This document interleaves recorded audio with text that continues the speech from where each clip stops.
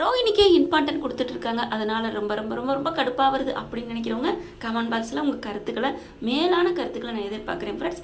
இப்போ வீடியோக்குள்ளே போகலாம். இப்போ முத்துவும் மீனாவும் இப்போ அருண் முத்து மேலே பயங்கரமான ஒரு ரிப்போர்ட்டிங்கை வச்சு சீதா போயிட்டு அவங்க அம்மா வீட்டில் எல்லாத்தையும் திட்டிட்டு வந்துடுறாங்களா. இவ போனால் போயிட்டு போகிறா விடுங்க அப்படின்னு சத்யா சொல்கிறாரு. ஆனால் முத்து இருந்துட்டு பரவாயில்ல விடுங்க, நம்ம பிள்ளை தானே, எவ்வளோ அழகா எவ்வளோ தெளிவாக சொல்கிறாருங்க. உண்மையிலே முத்து மாதிரி ஒரு நல்ல மனசுலாம் பார்க்க கொடுத்து தான் வச்சுருக்கணும். அவங்க மனசை தாங்க சொல்கிறான். நீங்கள் உடனே முத்துக்கு சப்போர்ட்டிங் அப்படின்னு நினைக்காதீங்க.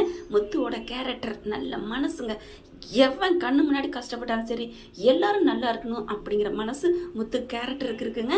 இப்போ என்ன பண்ணுறாரு முத்துவும் மீனாவும், என்ன மீனா அங்கே பார்த்தா உன் தங்கச்சி இப்படி பண்ணுது, இங்கே பார்த்தா மனோஜ்னு சொல்லிக்கிட்டு இந்த பைய கிருஷி ஏன் இப்படி மாறினா அப்படின்னு சொல்ல, விடுங்கங்க எங்கிட்ட நமக்கு என்ன, கிருஷி நல்லா இருக்கணும் அதானே நம்மளோட எண்ணம். அது நம்மக்கிட்ட இருந்தா என்ன, அங்கே இருந்தா என்ன, எப்படியே இந்த பார்லரம்மா நீங்கள் சொல்கிற மாதிரி புள்ள மேலே பாசமாக இருக்கல்ல, அது வரைக்கும் சந்தோஷம் தானே. அப்படியா என்ன மீனா குழப்ப? அட ஆமாங்க, நீங்க தானே சொல்லுவீங்க, என்னது இந்த புள்ள மேல யாருமே பாசமா இருக்க மாட்டேங்கிறாங்க மீனா, இந்த மனோஜும் சரி பார்லமாவும் சரி அப்படிலாம் சொல்லிருக்கீங்களே, இப்ப அவங்க பாசமா இருக்காங்க. நீங்க என்னங்க நீங்க பாசமா இருந்தாலும் திட்டுறீங்க, இல்லைனாலும் திட்டுறீங்க. சரி விடு மீனா, எனக்கு என்ன சொல்றதுன்னே தெரியல. நமக்கு நம்ம வேலை முக்கியம் அப்படிங்கிறாங்க. எப்பா மாடியில ரூம் கட்டுறது பெண்டிங்கில் நிற்கிது, ஐயனார் துணையில பாத்ரூம் கட்டவே இல்லை, நீங்க ரூம் கட்டவே இல்லை, எங்க காதுல தான் பூவை கட்டுறீங்க. Okay okay. அடுத்து முத்து என்ன பண்றாங்க, கிளம்புறாங்க வேலைக்கு. முத்து சவாரி போயிட்டு இருக்காங்க. யதார்த்தமா பஸ் ஸ்டாப்ல நின்று ஆளுங்களை ஏத்துறது இறக்குறது, இப்படி பஸ்ல போறது, பஸ் ஸ்டாப்ல போறது வரது இருக்கும் இல்லையா.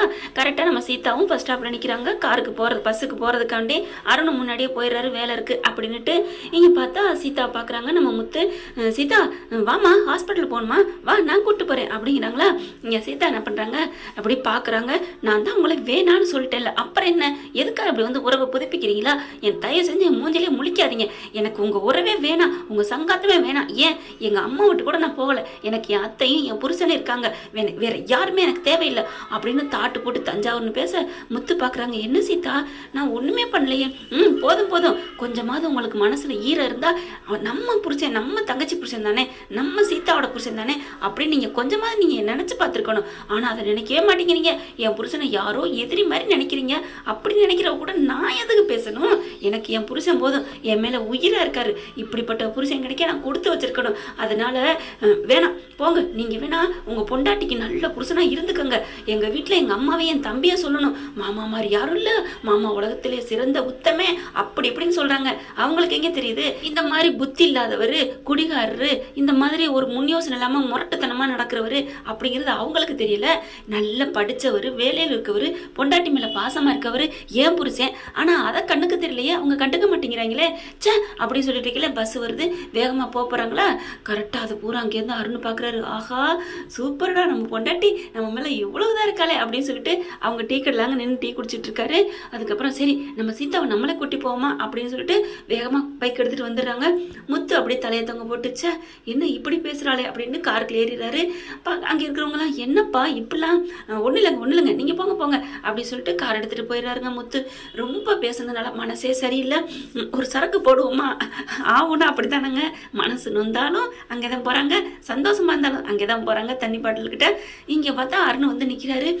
எங்க வாங்க, என்ன இந்த பக்கம்? இல்ல சீதா இந்த பக்கம் தான் ரைடு வந்தேன், நீ வா போமா ஆஸ்பத்திரிக்கு தானே. இல்லைங்க உங்களுக்கு டியூட்டி, அதெல்லாம் பார்த்துக்கலாம், ஒரு 10 நிமிஷம் தானே, உன்னை கொண்டாந்து விட்டுட்டு வந்துடுறேன், வாமா நீ ஏறி உட்காரு அப்படின்னு சொல்லிட்டு பைக்கில் ஏற்றிட்டு போயிட்டு இருக்காருங்க. கரெக்டாக இவங்க காரு, முத்து காரு போயிட்டு இருக்கு. போகையிலே இவர் பின்னாடியே போயிட்டு இப்படி சைடில் போகிறாங்களா.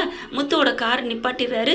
அவங்களுக்கு கார் இந்த இடத்துக்கு வரணும்னு சொல்லி ஃபோன் பண்ணுறாங்களா, அதனால யூட்டர்ன் போட்டு அந்த இடத்துக்கு போகணும் அப்படிங்கிறக்காண்டி முத்து வண்டியை நிப்பாட்டுறாங்க. கரெக்டாக பைக்கு போய் நிற்கிதுங்க. நின்ன கையோட அப்படியே 2 பேர்ட்டு காரும் லைட்டாக மோதிடுதா. இவர் சடன் பிரேக் போட்டோன்னே அப்படியே முத்து இறங்குறாரு. இங்கே அருண் பார்க்குறாங்க. பார்த்தோன்னே அப்படியே முத்து என்ன சொல்கிறது தெரியாமல் இருக்க. சீதா வேகமாக, ஏங்க இப்படியா சடன் பிரேக் போடுவீங்க, உங்களுக்குலாம் கண்ணை ரோட்டில் வச்சு ஓட்டுறீங்களா, எங்கே வச்சு ஓட்டுறீங்க அப்படின்னு கத்திக்கிட்டு போக நம்ம அருண் என்ன பண்ணுறாரு, கையை இறுக்கி பிடிக்கிறாரு. என்னங்க விடு, அவருக்கு ஏதோ அவசரம் சடன் பிரேக் போட்டாரு, அதுக்காண்டி இப்பெல்லாம் திட்டலாமா? என்னங்க நீங்களா சொல்கிறீங்க? அட ஆமாம் சீதா, போயிட்டு போகுது விடு, தெரியாமல் பண்ணியிருப்பாரு, நீங்கள் போங்க ப்ரோ நீங்கள் போங்க அப்படிங்கிற. என்ன இவன் நம்மளை திட்டுவான்னு பார்த்தா திட்டாமல் போகிறானே, இங்கே என்னமோ நடக்குது அப்படின்னு சொல்லிட்டு முத்துக்கு ஒரே குழப்பமா இருக்குது. வண்டி எடுத்துகிட்டு போயிடுறாங்க. ஏங்க எனக்கு கோவமாக வருது, வேணுக்குனே போட்டிருப்பாரோ, அப்படிலாம் இருக்காது சீதா, விட்டுறேன், விடு விடு. என்னங்க நீங்கள் அவருக்கு போய் விடு விடுங்கிறீங்க? ஒன்றும் இல்லை சீதா, நமக்கு கோயிலுக்கு போயிட்டு ஹாஸ்பிட்டலுக்கு போமா? ஐயோ அங்கே நேரத்துக்கு போகணும். அட நீ ஃபோன் பண்ணி சொல்லுமா அப்படின்னு சொல்லிட்டு ஃபோன் பண்ணி லேட்டாக வருவேன்னு சொல்லிடுறாங்க. அதுக்கப்புறம் கோயிலுக்கு போகிறாங்க. வா அத்தையை போய் பார்த்துட்டு போவோம். அத்தையை வா, நான் பார்க்க மாட்டேன், அவங்களெல்லாம் வேணான்னு சொல்லிட்டு வந்துட்டேன். அட என்ன சீதா வாமா, இன்னைக்கு நான் எவ்வளோ சந்தோஷமா இருக்கேன் அப்படின்னு சொல்லிட்டு அங்கே போகிறாங்களா. போன கையோட சாமி கும்பிட போகிறாங்க. வாங்க மாப்பிள்ள வாங்க வாங்க அப்படின்னு சொல்ல, என்னத்த வரவேற்புலாம் பலமாக இருக்குது. அட ஒன்றும் இல்லத்த, ஒன்றும் இல்லை மாப்பிள்ள வாங்க அப்படிங்கிறாங்க. எங்கள் வீட்டுக்கு நீங்கள் கொடுத்து வச்சிருக்கணும், படித்த மாப்பிள்ளைன்னு எங்கள் வீட்டில் இப்போ தான் எல்லாரும் பெருமையாக பேசிகிட்டு இருந்தாங்க. அப்படியா? ஆமாம், நீங்கள் ரொம்ப படித்தவரா நல்லவரா சீதாவுக்கு ஏற்ற புருஷன்னு சொல்லிட்டு இப்போ கூட 2 பேர் பேசிட்டு தான் போனாங்க மாப்பிள்ள. ஐயோ அப்படின்னு சொல்லி சந்தோஷம் தாங்கலை. அதை விட என் பொண்ணை நீங்கள் கஷ்டப்படாமல் கண்ணு கலக்காமல் அப்படி பார்த்துக்கிறீங்கன்னு ரொம்ப பெருமையாக நினைக்கிறாங்க. ஒத்த பைசா வரதட்சணை வாங்காமல் கல்யாணம் பண்ணுற புருஷன் யாருக்கு கிடைக்கும்? சீதாவுக்கு கிடைச்சிருக்கு அப்படின்னு சீதாவை பெருமையாக பேசுகிறாங்க. நீங்கள் எனக்கு கிடைச்ச பொக்கிஷம் மாப்பிள்ள. ஐயோ எல்லாரும் என்னை பாராட்டுறாங்களே. கரெக்டாக பார்த்தீங்கன்னா முத்துவும் அங்கே வந்துடுறாரு. என்ன இவர் இங்கே வந்திருக்காரு? அம்மா மாமா இவர் மூஞ்சில முழிக்காதம்மா. என்ன சீதா, என்னதான் இருந்தாலும் 1000 இருந்தாலும் உங்கள் அக்கா புருஷன் இல்லையா? நமக்கு கல்யாணம் பண்ணி வச்சவங்களோட புருஷன் இல்லையா? பண்ணி வச்சா அதுக்காண்டி எல்லாம் பண்ணிட முடியுமா? அவங்களுக்கு அடங்கி போக முடியுமா? அட விடுங்க அப்படிங்கிற முத்து ஒரு மாதிரியாக பார்க்குறாரு. பார்த்தோன்னே என்ன என்ன கடைக்கு வந்திருக்கீங்க அப்படின்னு அவங்க அம்மா கேட்க, அத்தை என்னத்தை இப்படிலாம் பேசுறீங்க? ஆமாம் என் மருமையை நீங்கள் 2 பேரும் எனக்கு முக்கியம். அப்படி இருக்கையில சின்ன மருமை என்ன ஒரு பெரிய மருமையை போட்டு அடிச்சா யார் பக்கம் தப்பு இருக்கோ அவங்களும் அங்கே திட்டத்தான் செய்வோம். அவர் என்ன பண்ணாரு? அவரை போட்டு அந்த அடி அடிச்சிருக்கீங்க. என்னத்தை நீங்கள் சும்மா இருங்க மாப்பிள்ள, நீங்கள் இப்படிலாம் பண்ணுவீங்கன்னு நினைக்கவே இல்லை. இப்போ என்ன எதுக்கு வந்திருக்கீங்க கடைக்கு? என்ன இப்படி எல்லாரும் பேசுறீங்க அப்படின்ட்டு. ஒன்றும் இல்லை, மாலை வாங்கணும், அதுக்காக தான் இந்த சவாரி வந்திருக்காங்க, எங்கேயாவது மாலை வாங்கணும்னு சொன்னாங்க, அதுக்காக தான் வந்தேன் அப்படிங்கிறாங்களா. பார்க்குறாங்க. அப்படி சொல்லிட்டு இந்தாங்க 2 மாலை அப்படிங்கிறாங்க. அத்தை எனக்கு என்னமோ கஷ்டமாக இருக்கு அத்தை. பரவாயில்லப்பா, நீங்கள் எப்போ என் மருமைன்னு இந்த மாதிரிலாம் பண்ணீங்களோ அது தேவையில்லை. இப்போ பார்க்க போனால் அருண் தம்பியும் ரொம்ப நல்லவர், உங்களோட நல்லவர் தான் தோணுது அப்படின்னு சொல்லல அவர் மாதிரியாயிருது. ஐயோ அத்தை அத்தை விடுங்க, முத்துக்கு என்ன தெரியும், நீங்கள் போங்க முத்து அப்படின்னு முத்துக்கு காரெல்லாம் திறந்து விடுறாரு. இவருக்கு ஆச்சரியமாக இருக்குது. நல்லா நினச்சவங்கெல்லாம் திட்டுறாங்க, இவன் நம்மளை கொடுமைப்படுத்துறவன் நல்லா நடத்துகிறானே அப்படின்னு சொல்லிட்டு வண்டியில் ஏறி போயிடுறாங்க. அதுக்கப்புறம் சாமி கும்பிட்றாங்க. சீதாவும் அவங்க அம்மாவும் பார்த்து அப்படியே சிரிச்சுக்கிறாங்க. சாமி கும்பிட்டு போயிடுறாங்களா. அடுத்த நாள் பார்த்தீங்கன்னா டிராஃபிக்கில் இது மாதிரி ஏதோ ஒரு கொண்டு வர்றது மறந்துடுறாரு முத்து. என்னாச்சு அப்படிங்கல, சாரி வீட்டில் வச்சுட்டு போய் எடுத்துகிட்டு வந்துடுறேன் அப்படிங்கிறாங்க. பரவாயில்ல ஒழுங்கா இனிமேல் எடுத்துகிட்டு வாங்க அப்படின்னு சொல்லி ஒன்றுமே சொல்லாமல் அனுப்பிடுறாரு. முத்துவுக்கு ஆச்சரியமாக இருக்குது. இல்லை என்ன இல்லை இல்லை ஒன்றும் இல்லை, நீங்கள் ஏதாவது என்னங்க நான் நல்லா இருந்ததான் உங்களுக்கு பிடிக்காதா, கிளம்புங்க போங்க அப்படிங்கிறாரு.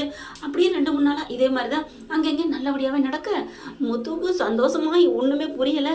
இங்கே வீட்டுக்கு வந்ததுக்கப்புறமா சீதா கிட்ட பார்த்தீங்கன்னா பூ வாங்கிட்டு வந்து கொடுக்குறது என்ன அவ்வளோ பாசமாக நடந்துக்கிறாரு அருண். அதுக்கப்புறம் அம்மா வீட்டுக்கு போய்ட்டுருமா அப்படின்னு அங்கேயும் போகிறாங்க. அங்கேயும் நடந்துக்கிறாங்க நல்லபடியாக.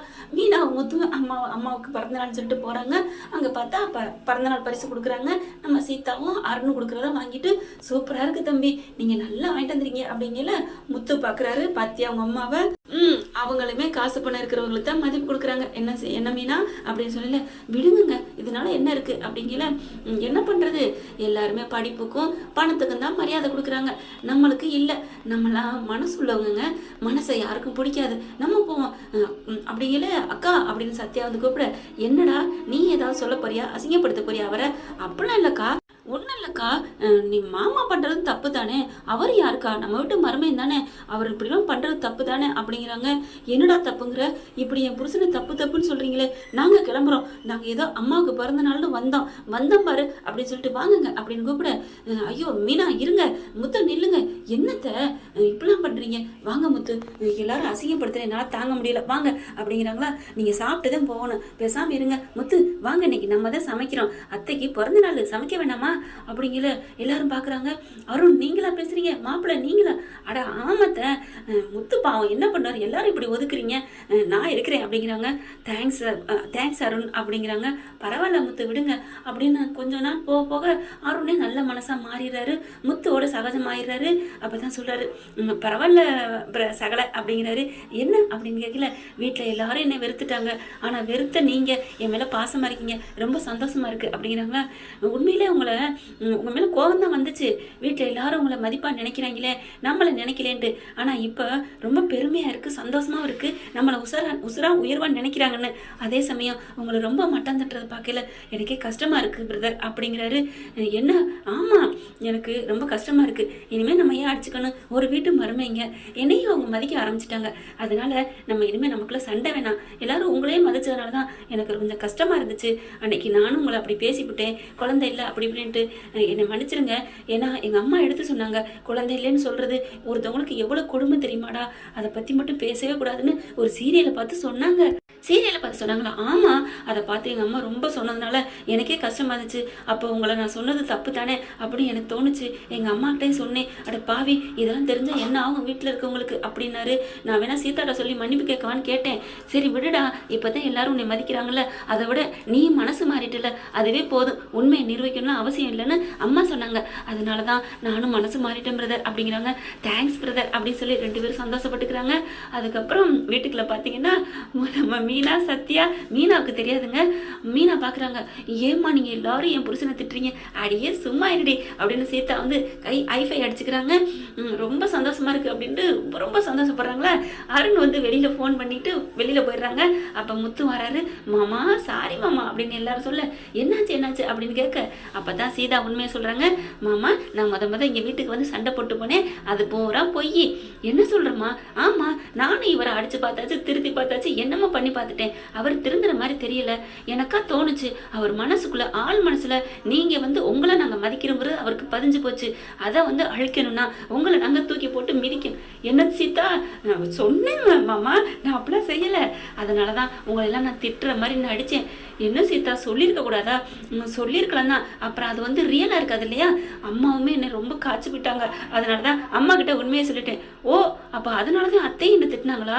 நான் உண்மையிலே கஷ்டப்பட்டேன், என் அம்மா தான் என்னை இப்படி மதிக்கல, எனக்கு கிடைச்ச அத்தை ரொம்ப நல்லவங்களா இருக்காங்க, தாய் மாதிரி பாக்குறாங்கன்னு நினைச்சேன், கடைசியில இப்படி கஷ்டப்படுத்திட்டீங்களே கொஞ்ச நாளா, ஏன் அத்தை? பரவாயில்ல தம்பி விடுங்க அப்படிங்கிறாங்க.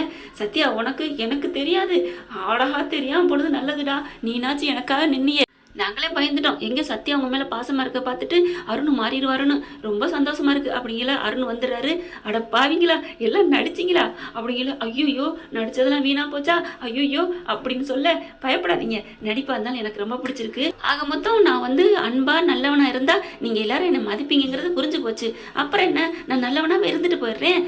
இங்க பாருங்க, இவங்கெல்லாம் சொல்றாங்கிறக்காண்டி நீங்க கெட்டவர்லாம் இல்லைங்க, நீங்க நல்லவங்க தான் அப்படின்னு சீதா சொல்ல, முத்துவம் ஆமா அடிப்படையில நீங்க நல்லவங்க தான், என் மேல சின்னதா கோவம் என்ன நம்மளை விட அப்படின்னு, சரி விடுங்கப்பா சண்டையை விடுங்க அப்படின்னு சொல்லி எல்லாரும் ஹாப்பியாறாங்க.